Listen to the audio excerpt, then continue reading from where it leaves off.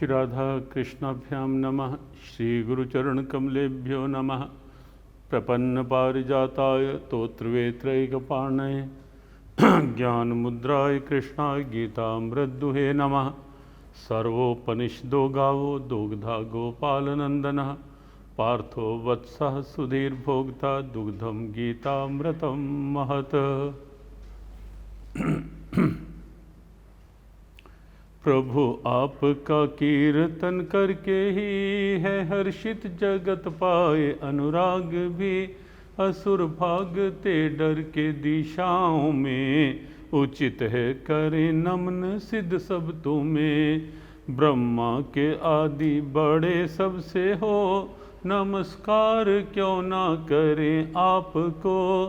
सत्या असत्या परे इससे भी हो सब कुछ प्रभु आप बस आप ही। आदि देव भगवन सनातन भी हो परम धाम सबको सहारा भी दो। हो सर्वज्ञ तुम जानने योग्य भी समाया तुम्ही में जगत यह सभी। यम वायु अग्नि वरुण चांद तुम पिता ब्रह्मा के और हो ब्रह्मा भी तुम। नमस्कार तुमको हजारों ही बार नमस्कार भगवन है फिर नमस्कार।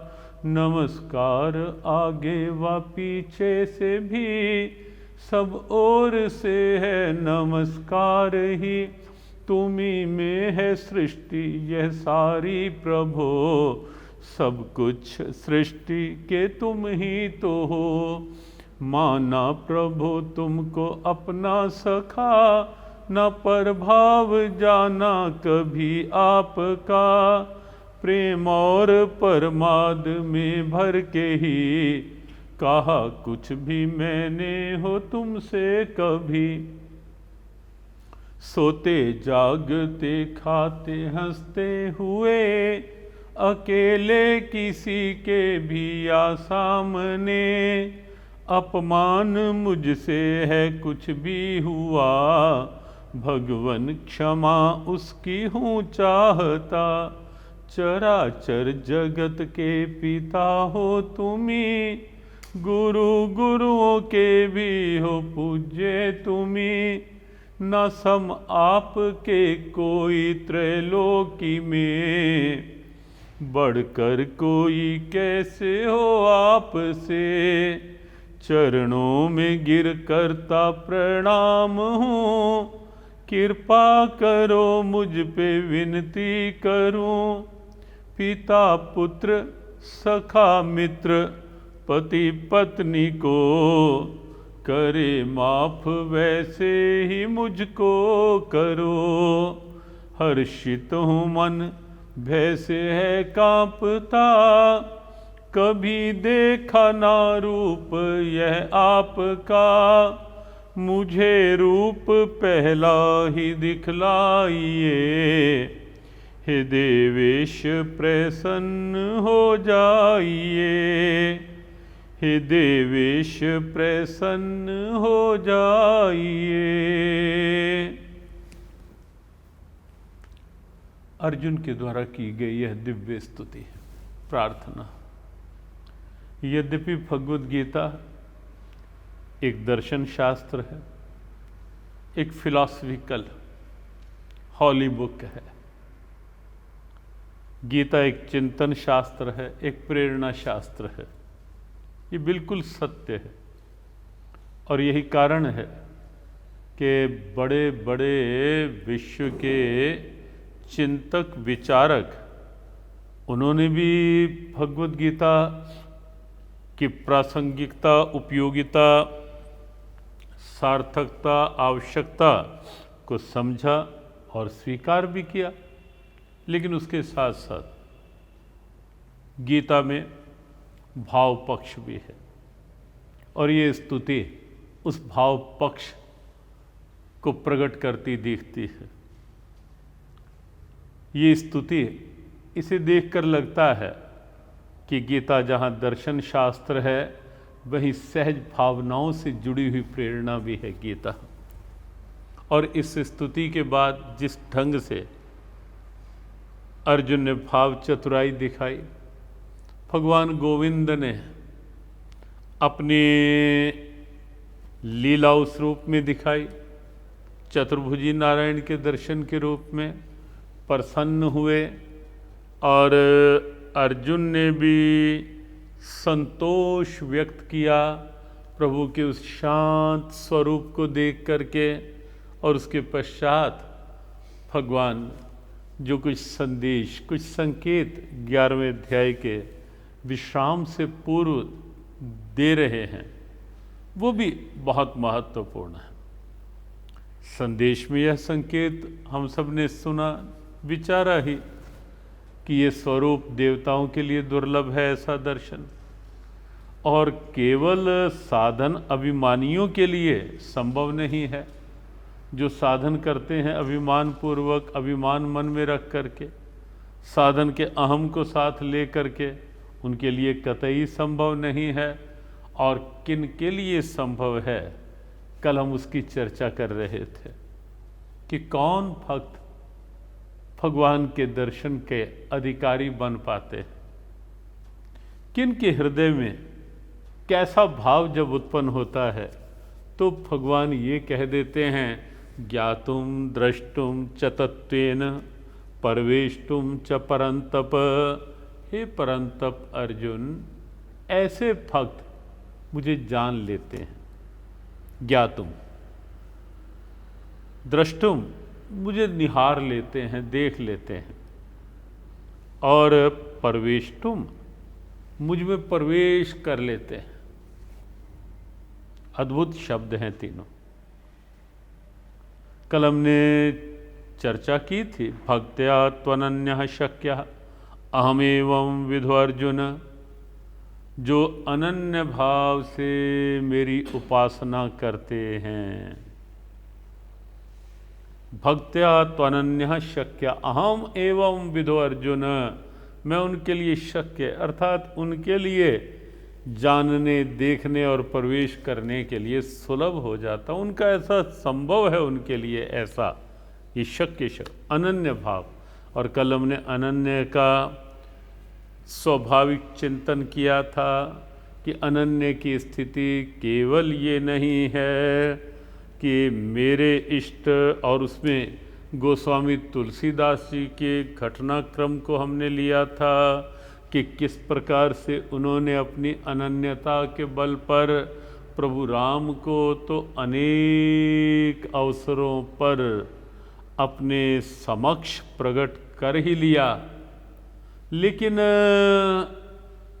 भगवान कृष्ण को भी अपनी आस्था के अनुसार राम रूप धारण करने के लिए विवश कर दिया। कृष्ण भय रघुनाथ।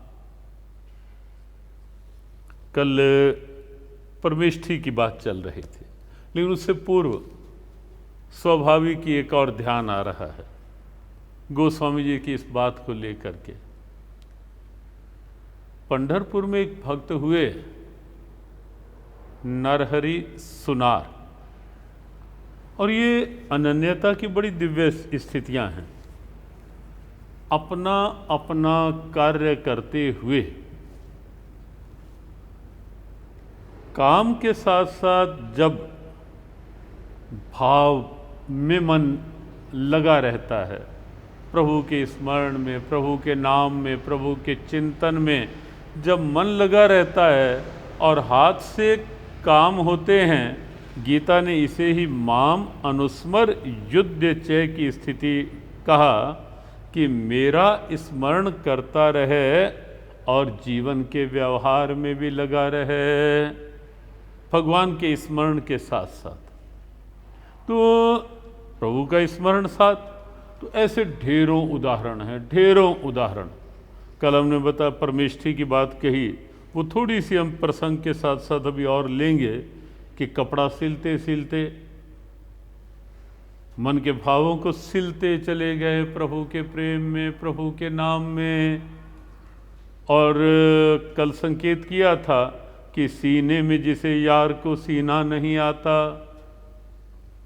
ये हकीकत है जहाँ में उसे जीना नहीं आता।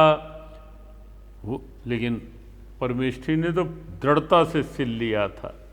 तो नरहरि सुनार, सुनार का काम स्वर्णकार थे, काम अपना सोने का कर रहे थे, लेकिन साथ साथ प्रभु प्रेम की आंच में मन को रख करके मन को भी कुंदन बनाए जा रहे थे। सोना जैसे जैसे आंच में लगता है तो सोने की खोट समाप्त होती है, आंच सोने को नहीं जला पाती, सोने की खोट को जलाती है, सोना तो कुंदन बनता है। प्रहलाद को कहाँ जला पाई आंच? प्रहलाद होलिका रूपी संशय जला, लेकिन प्रहलाद रूपी विश्वास तो कुंदन बनकर निखर कर सामने आया। तो नरहरि सुनार। हाँ, एक आश्चर्य की बात ये कि रहते हैं श्रीमान जी पंढरपुर में, भगवान विट्ठल की नगरी में। बड़े दिव्य दर्शन हैं, जो लोग गए हैं कभी। भगवान पंढरीनाथ, भगवान विट्ठल हमारे गोविंद के ही अलग अलग स्वरूप हैं। कहीं वो जगन्नाथ के रूप में हैं, कहीं बद्रीनाथ के रूप में हैं, कहीं द्वारकानाथ के रूप में हैं, और यहाँ पंढरीनाथ के रूप में विट्ठल। लेकिन नरहरि भक्त है भगवान शिव का पक्का, अनन्य। और अनन्यता अलग प्रकार की हुआ ये कि भगवान विट्ठल के एक भक्त ने एक बार नरहरि सुनार से आकर कहा कि भगवान विट्ठल की एक कमर की करधनी बनानी है। बना दी, साइज उसने दिया, ले गया वो भक्त। लेकिन वो पहनाई तो 4 उंगल बड़ी थी, वो वापिस लाया तो उन्होंने 4 अंगुल छोटी कर दी। अब छोटी की तो भक्त फिर गया पहनाने, जब देखा तो तब वो 4 उंगल छोटी हुई हुई थी। 3 बार ऐसा हुआ, वो बड़ी करें तो 4 उंगल और बड़ी, और छोटी करें तो 4 अंगुल और छोटी। नरहरि ने कहा, अनुमति ली कि मैं एक बार स्वयं धारण करवाता हूं, मैं तो साइज के अनुसार बना रहा हूं। लेकिन जैसे ही नरहरि गए, सोचा कि मैंने तो आज तक विट्ठल के रूप में भगवान के दर्शन नहीं किए, अनन्यता का एक अलग रूप। मैंने तो भगवान शिव को ही निहारा है सदा, मैं तो उनके अतिरिक्त किसी के आगे नहीं जाता, गया भी नहीं। और भक्तों के भी भगवान की लीला विचित्र होती है, तो कई भक्त भी ऐसे, उनकी लीलाएं भी कम विचित्र नहीं होती। जो उनके दीवाने, उनके प्रेम पात्र, प्रेम पुजारी। नरहरि ने क्या किया, उसने भगवान विट्ठल के पास जाने से पहले आंख पर पट्टी बांध ली कि मैं केवल करधनी बांधूंगा, मैं देखूंगा नहीं भगवान की ओर, मेरे इष्ट तो भगवान शिव हैं। लेकिन जैसे स्पर्श किया तो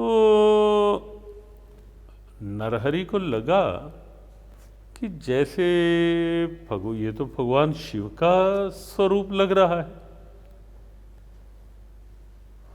जैसी जैसी भगवान शिव के स्वरूप की स्थिति स्पर्श करे, नरहरि ने इधर स्पर्श किया तो वही कि वही, कहीं सर्प, कहीं स्वरूप में अलग अलग स्थितियां, जैसा जैसे उसकी अनुभूति थी। अंततः आंख खोलनी पड़ी, पट्टी खोलनी पड़ी, और जब खोल के निहारा तो वहां तो विट्ठल भगवान। फिर पट्टी बांधी, फिर हाथ लगाया करधनी पहनाने के लिए, फिर लगा कि भगवान शिव। तो 3 बार ऐसा हुआ। नरहरि आंख खोलें तो विट्ठल, आंख बंद करें और पहनाने लगें तो भगवान शिव। आवाज़ आई कि नरहरि, तेरी भक्ति निश्चित अच्छी है, लेकिन ये भेद करना अच्छा नहीं। हम एक ही हैं नरहरि, कहीं अंतर नहीं है। तो अनन्यता स्वरूप व एक ही अनेक है और अनेक फिर एक है। भक्त्या त्वनन्यः शक्यः अहम एवं विदो अर्जुन। गीता की अनन्यता व्यवहार करते हुए भी मन, कल भी संकेत किया था, मन तुझ में लगे तेरा नाम जपे, मन तुझ में लगे तेरा नाम जपे। कोई भी स्थिति हो। कल बात चल रही थी परमेष्ठी की। कपड़ा सिलते सिलते ध्यान में पूरी तरह भगवान रमे हुए, और वो तकिए वाली बात आपको स्मरण होगी। परमेष्ठी ने तकिया बनाया बादशाह के कहने पर, और एक तकिया भाव में जब डूबे तो एक तकिया सीधा पहुंच गया सिरहाना भगवान जगन्नाथ जी के पास, क्योंकि वही दिन था भगवान जगन्नाथ जी की रथ यात्रा का। सबने दृश्य देखा, अचंभित से रह गए सब, ये अचानक हुआ क्या। लेकिन इधर बादशाह क्षुब्ध, बहुत आवेश में, स्वाभाविक था। ये सब लोग थोड़ा ना जान पाते हैं कि प्रभु प्रेम का अमृत क्या है। प्रभु के प्रेम दीवानों की स्थिति हर कोई कैसे समझ सके। हमारे गुरुदेव कई बार गुनगुनाते थे, तुम दुनिया वालों क्या जानो हम किसको पुकारा करते हैं। आहों में तेरी हल्की हल्की तस्वीर उतारा करते हैं। दीदार के प्यासे दुनिया में बस तेरा नजारा करते हैं। दीदार के प्यासे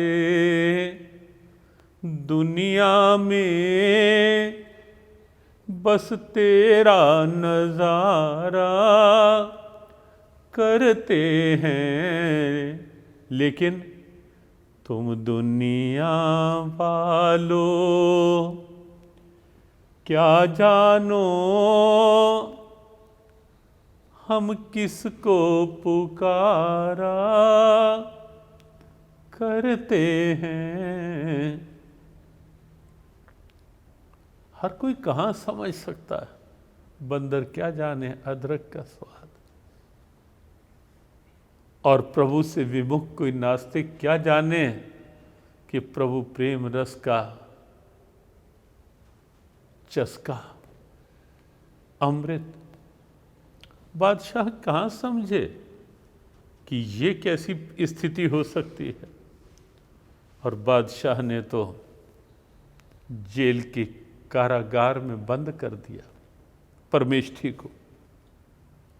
लेकिन भक्त तो भक्त ही है, कहीं भी रहना पड़े, कैसी भी स्थिति में भगवान का ध्यान, भगवान का नाम, उस परिस्थिति में भी तेरी याद हो, तेरा ध्यान हो, मुझे और ना कोई काम हो। चाहे सुबह हो चाहे शाम हो, मेरी रसना पे प्रभु तेरा नाम हो। जेल में बंद होकर भी प्रभु के नाम की दीवानगी। क्योंकि एक बात हम सब ध्यान रखें, जिसको भगवान का ध्यान करना है, जिसको प्रभु के साथ उनके भाव के साथ जीने का ढंग आ गया, वो तो कभी भी कहीं भी कैसी भी परिस्थिति में प्रभु को छोड़ेंगे नहीं। उनके नाम का जाप, उनका ध्यान पाठ करते रहेंगे। और जिन्हें करना ही नहीं, उनके पास समय होगा भी तो भी समय को व्यर्थ गंवाएंगे, तो भी ये कहेंगे करें क्या जी, समय ही नहीं मिलता। कब करें प्रभु का जाप, कब करें ध्यान, कब करें पाठ, समय ही। जिन्हें नहीं करना बहाने केवल उनके लिए, और जिन्हें करना है उनके लिए तो लॉकडाउन इस रूप में एक वरदान है। जिनको करना है उनके लिए एक वरदान है कि और अधिक प्रभु की याद, और अधिक प्रभु का नाम, और अधिक कुछ कल्याण का साधन, कुछ समझने का, कुछ सीखने का, कुछ करने का, कुछ बनने का, कुछ और नया भाव बनेगा, मिलेगा सहजता में। और बात सोच की भी है, चिंतन की भी है। कई बार ये संकेत किए गए, जब से ये लॉकडाउन और जब से ये सीधा संवाद हो रहा है उसमें, कि अगर अपने मन की सोच नकारात्मक हो गई तो सब कुछ अनुकूल होते हुए तो भी मन शांत प्रसन्न नहीं रहेगा, तो भी कुछ ना कुछ शिकवा, कोई गिला, कोई मन की कड़वाहट, अंदर की कुछ ना कुछ गर्मी, तनाव, दबाव, बाहर की अनुकूलताओं में भी वो परेशान किए रखेंगे और हम अपने में सिकुड़े रह जाएंगे। लेकिन अगर सोच सकारात्मक है तो परिस्थितियां कितनी विपरीत क्यों ना हो, कितनी कठोर क्यों ना हो, कितनी नेगेटिव क्यों ना हो, कहाँ घबराई मीरा, कहाँ घबराई सखू बाई। कैसे कैसे लॉकडाउन थे उनके लिए। अब मीरा का लॉकडाउन देखें कि वो किस लॉकडाउन में बंद के रही। और रामायण में इन दिनों सीता जी का लॉकडाउन देखें, कहाँ अयोध्या की रानी और कहाँ एक आश्रम में सिमट करके वाल्मीकि आश्रम में, लेकिन तो भी आप देखें साहस, दृढ़ता, आत्मविश्वास, और उसके चलते न केवल स्वयं को संभाल कर रखा, अपितु लव कुश को इस योग्य बनाया कि वो राम से उनका परिचय पूछ रहे हैं कि हम परिचय बाद में देंगे, पहले आप बताओ क्या आप ही अयोध्या नरेश राजा राम हो।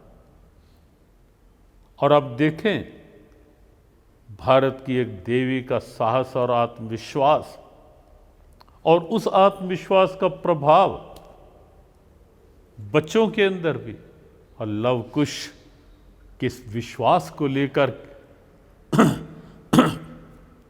किस अवस्था तक पहुंचे, कैसी स्थिति बनी। बात सोच की है। हम जरा जरा सी बात पे अपने विश्वास को डगमगा बैठते हैं, अपने आत्मविश्वास को भी, और कई बार बाहर की परिस्थितियों में भी जरा सी बात मेरे अनुकूल नहीं, घबराहट, लड़खड़ाहट। और कई बार तो भगवान के सामने भी हमारी ये नहीं हुई बात, हमारा वो नहीं हुआ, हमने ऐसा सोचा था ऐसा नहीं हुआ। और कई बार तो हम इस मार्ग में आकर भी गुरु से अपेक्षाएं, भगवान से अपेक्षाएं, हमारी क्या ड्यूटी, क्या कर्तव्य, उसकी ओर ध्यान नहीं कि हम कितना उसका पालन कर पा रहे हैं। लेकिन गुरु भी हमारे अनुकूल चले तो अच्छा, और अगर हमें हमारे अनुकूल चलने को कह दिया, हमें कह दिया कि ऐसे नहीं ऐसे चलना है, तो तब वहाँ भी प्रश्न। भगवान से अपेक्षाएं, और भगवान भी मेरे अनुकूल चलते रहें, मेरी बात पूरी होती रहे, तब अब सृष्टि में सब देख रहे हैं ना कि चलती किसकी है, किसकी चल रही है, केवल उस एक सर्वेश्वर की है।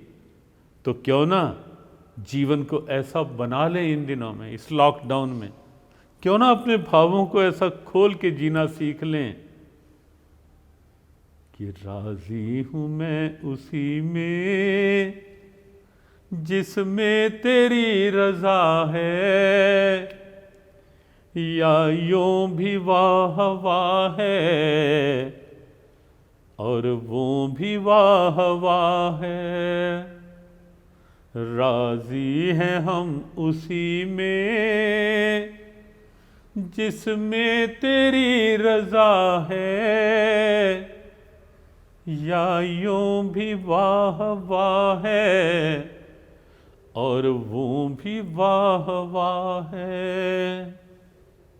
क्यों ना ऐसा भाव पनप जाने दे कि जब चलनी उनकी है तो प्रभु ठीक है, तेरी मौज तू ही जान। प्रार्थना करें, स्तुति करें, निवेदन करें, लेकिन ये नहीं कि भगवान मेरी अपेक्षाओं के अनुसार चलें, उनके अनुसार चलना सीखें। जैसे वो रखें, जहां वो रखें, जिस हाल में, और देखें तो सही ऐसे जीवन का क्या आनंद आता है। तो परमेष्ठी बंद हैं जेल में, लेकिन सोच को बंद नहीं होने दिया, ये नहीं मन में विचार आने दिया कि प्रभु मेरा तो कोई दोष अपराध था भी नहीं, है भी नहीं, मैं तो आपके नाम का इतना इस भाव में रहने वाला। हम ज़रा ज़रा सा भजन कर लें, इतना इतना सा पाठ या सेवा कर लें तो सुनाने लगते हैं कि हम सेवा भी करें, पाठ भी करें, और फिर भी हमारी ये बात ना मानी जाए। लेकिन आप देखें कि जहाँ रोम रोम में रमे हैं प्रभु, जिनके भाव को उस हद तक स्वीकार प्रभु ने कर लिया कि तकिया स्वीकार लिया सीधा, तो भी ये नहीं कि प्रभु ये किस कारण से, कोई प्रश्न नहीं, कोई बात नहीं, ठीक है तेरी मौत, प्रभु आपकी इच्छा, जेल में रख, जहां रख, हमें तो तेरे प्रेम में रहना है। और परमेष्ठी वहां भी उसी भाव में मगर, प्रभु के नाम में, स्मरण में, और वहां भी ज्ञातुम द्रष्टुम, परमेष्ठी को साक्षात प्रभु की झांकी। और इतना ही नहीं, दूसरी ओर बादशाह के स्वप्न में जैसा परमेष्ठी के लिए प्रभु ने दिव्य स्वरूप दिखाया जेल में, जब परमेष्ठी मगन थे, लेकिन बादशाह को एक स्वरूप दिखलाया विकराल। देखो, वही भगवान नरसिंह हिरण्याकशिपु को जब गोद में बिठाते हैं तो क्या रूप होता है, विकराल। लेकिन जब प्रहलाद को गोद में बिठाते हैं तो जैसे पूरी ममता, पूरा स्नेह, पूरा वात्सल्य उड़ेल देना चाहते हैं प्रहलाद पर। परमेष्ठी को रूप दिखाया सहज स्नेह भरा, लेकिन बादशाह के स्वप्न में आए बिल्कुल एक विकराल रूप में। और ऐसा लगा बादशाह को, ये हमने कल भी कहा था, ये काल्पनिक बात नहीं, ये सत्य घटना है उस दिव्य महापुरुष के, उस भक्त के जीवन की। और ऐसा लगा बादशाह को, आवाज आई कि तूने निरपराध मेरे भक्त को और सिरहना दिखा, जेल में बंद कर रखा है। और बादशाह को लगा कि जैसे मुझे किसी ने बहुत पीटा है, बहुत अंग अंग में दर्द। और प्रभात होते ही बादशाह गए, जेल के दीवार कपाट खुलवाए, स्वयं जा करके परमेष्ठी के आगे हाथ जोड़े और मुक्त कर दिया। देखो, शरीर बंद है, मन खुला है, अंततः वो लॉकडाउन भी समाप्त हो गया, खुले में आ गए परमेष्ठी। लेकिन अगर बाहर का लॉकडाउन मन को भी बंद कर दे तो क्या होगा? बस वहां कठिनाई है। इन दिनों फिर से लॉकडाउन का तीसरा चरण प्रारंभ हुआ है, जो परसों से होगा। कल तक तो अभी 3 तारीख, पिछला चरण जो दूसरा है वो भी चल ही रहा है, लेकिन आगे बढ़ाया है। परिस्थितियां हैं वो हम सब देख रहे हैं, समझ रहे हैं, और हम सबको समझना भी है कि परिस्थिति जिस ढंग की है उसमें हम सब का दायित्व क्या है। और वो दायित्व यही है हम सब का इस समय कि हम अपने आप को नियम निर्देशों में रखें ही रखें। भविष्य के लंबे हित के लिए हमें ये कुछ समय, जो और समय तो देखो निकलेगा, 40 दिन निकलने को हैं, कल पूरे हो जाएंगे। और यदि 22 तारीख जनता कर्फ्यू से ले तो 40 दिन भी पूरे हो चुके हैं। समय निकल रहा है, बस उसको अच्छी सोच के साथ निकालें। और ये सोच करके कि ये केवल किसी का आदेश नहीं है, ये हमारे हित की बात है, ये व्यापक हित की बात है, भविष्य के लंबे हित की बात है, राष्ट्र गौरव की बात है, आवश्यक है, इसीलिए है ये। और अब तो वैसे ये तीसरे चरण में कई तरह की राहत भी ग्रीन जोन और ऑरेंज जोन में मिली हैं, और रेड जोन में भी कुछ कुछ राहत मिली ही हैं, वो सब आपने देख ही लिया होगा। लेकिन उन राहत को भी यही समझें कि स्वच्छंदता नहीं, जहाँ जहाँ जितनी जितनी आवश्यकता है उस राहत का उपयोग करें।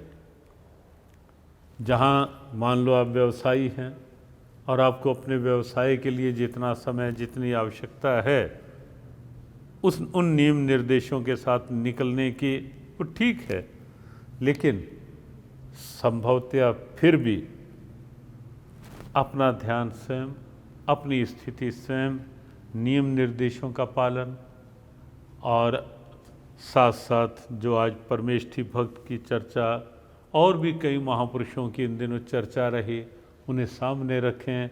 अपनी सोच को उदार बनाएं, सोच को खुला बनाएं।